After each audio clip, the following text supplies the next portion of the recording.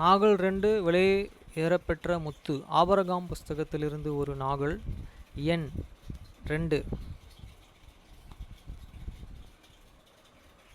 விளக்கம். உருவம் 1. செலஸ்டியலுக்கு அருகிலுள்ள அல்லது தேவனின் வாசஸ்தலமாயிருக்கிற கோலோலோப் முதல் சிருஷ்டிப்பையும் குறிக்கிறது. முதலில் அரசாங்கத்திலும் கடைசி காலத்தின் அளவிற்கு சம்பந்தப்பட்டதுமாயிருக்கிறது. ஒரு நாளை ஒரு முழத்திற்கும் குறிப்பிடுகிற செலஸ்டியல் நேரமான செலஸ்டியல் நேரத்தின்படி அளவு இருக்கிறது. கோலோலோப்பில் ஒரு நாள் எகிப்தியரின்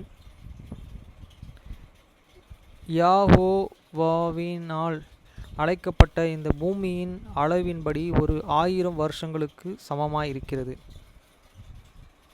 உருவம் 2.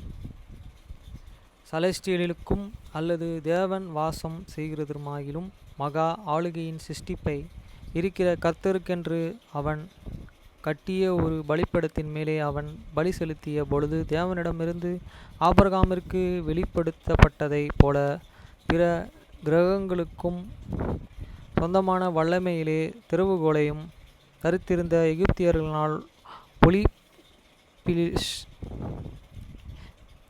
என்று அழைக்கப்படுகிற கோலோலோப்பிற்கு எடுத்து நின்று கொண்டிருக்கிறது. உருவம் 3.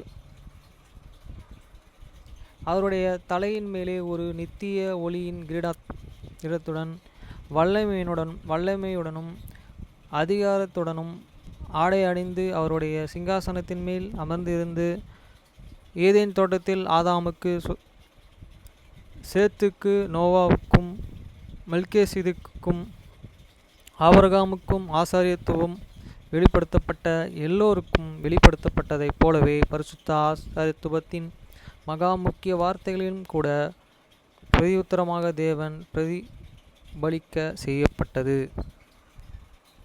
உருவம் 4. விரிவாய்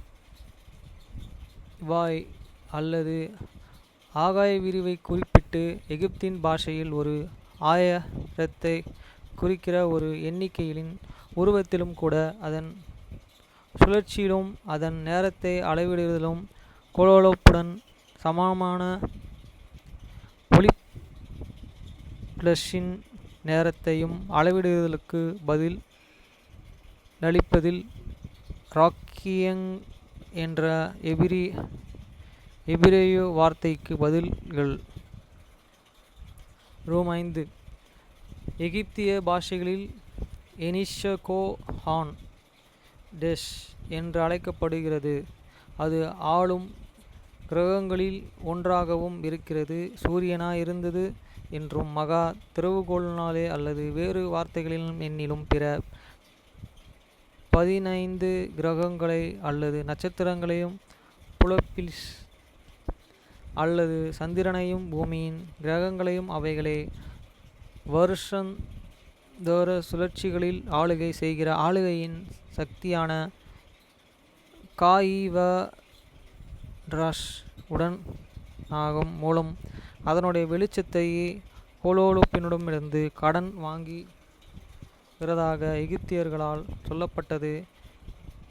இக்லிப்ளோஸ் இஸ் எஸ் அல்லது ஹகோகா பீம் ஊடகம் மூலமாக இந்த கிரகம் தன் சக்தியை பெறுகிறது.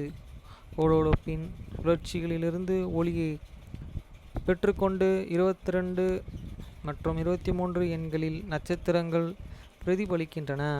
உருவம் 6. அதன் 4 பாகங்களிலும் இந்த பூமிக்கு பிரதியுத்தரமாக இருக்கிறது. 7. உருவம் 7. ஆசாரியத்துவத்தின் மகா முக்கியம் வார்த்தைகளை வானங்களின் மூலமாக வெளிப்படுத்தி கொண்டு அவருடைய சிங்காசனத்தின் அமர்ந்திருக்கிற தேவனை பிரதிவிக்கிறது. ஒரு புறாவின் வடிவிலே ஆபிரகாமிற்கு பரிசுத்த ஆவியை உடையவனுமாகவும் இருக்கிறது. உருவம் 8. உலகத்திற்கு வெளிப்படுத்த முடியாத எழுத்துக்களில் அடங்கியிருக்கிறது. ஆனால் அது பரிசுத்த ஆலயத்தில் இருக்க வேண்டியதாய் இருக்கும். 9. தற்போதைய நேரத்தில் வெளிப்பட கூடாததாய் இருக்கும்.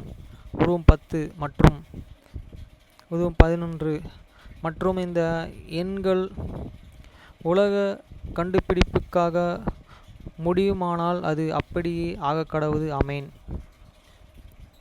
உருவங்கள் 12, 13, 14, 15, 16, 17, 18, 19, 20 மற்றும் 21 கர்த்தரின் ஏற்ற காலத்தில் கொடுக்கப்படும். கற்காலத்தில் கொடுக்க எங்களுக்கு உரிமையாய் இருக்கிறபடியே மேலே உள்ள மொழி பெயர்ப்பு கொடுக்கப்பட்டு இருக்கிறது.